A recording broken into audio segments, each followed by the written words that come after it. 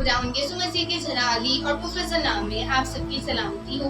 मैं उम्मीद करती हूँ कि आप सब खैरियत से होंगे और मैं हूँ आपकी होस्ट जेनिफर सेन फ्रॉम साटफोर्ड। आज का मेरा टॉपिक है वो ये है फिक्रमंद ना हो। मत्ती की अंजील चैप्टर 6 एंड वर्स नंबर 31। इसलिए फिक्रमंद होकर ये ना कहो कि हम क्या खाएंगे या क्या पिएंगे या क्या पहनेंगे, क्योंकि इन सब चीजों की तलाश में गैर कौमें रहती है और तुम्हारा आसमानी बाप जानता है कि तुम सब इन चीजों के मोहताज हो। आमीन। खुदा खौफ के खिलाफ है। यीशु मसीह ने भी परेशानी के खिलाफ मुनादी की थी, पालूस ने भी इसके खिलाफ मुनादी की।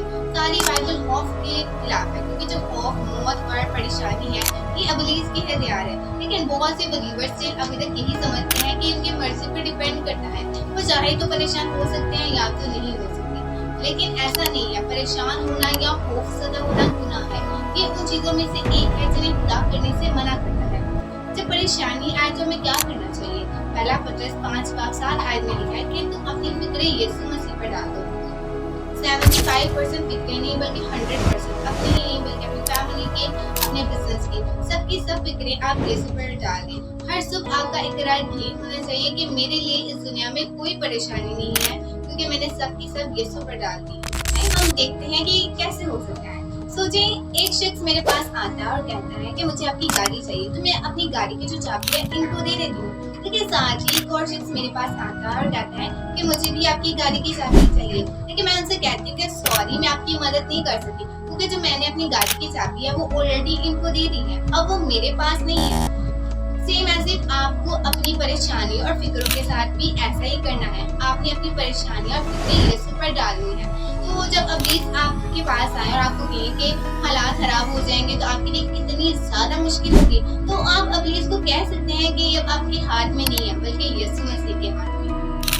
एक मर्तबा जब आप ऐसा कर लेते हैं तो आपकी जिंदगी में तब्दीली आना शुरू हो जाती है। जो परेशानियां जो कई सालों से आपका पीछा नहीं थी छोड़ी, खुद ब खुद हल होना शुरू हो जाएंगी।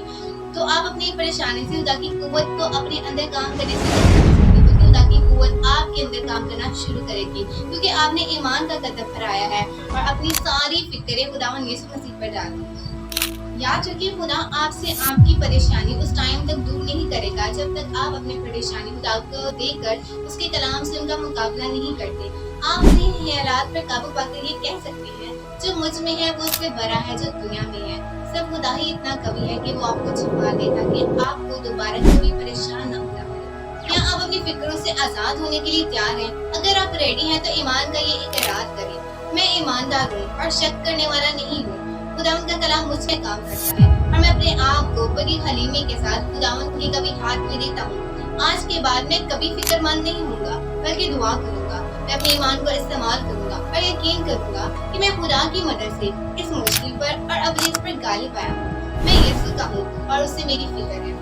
अगर आपने इस मैसेज के वसीले से बरकत पाई है तो जरूर है कि आप इन कमेंट सेक्शन टाइप करें कि मैं यीशु का हूँ और उससे मेरी फिक्र है। खुदावंद आप सबको इस कलाम के वसीले से बड़ी बरकत दे। आमीन।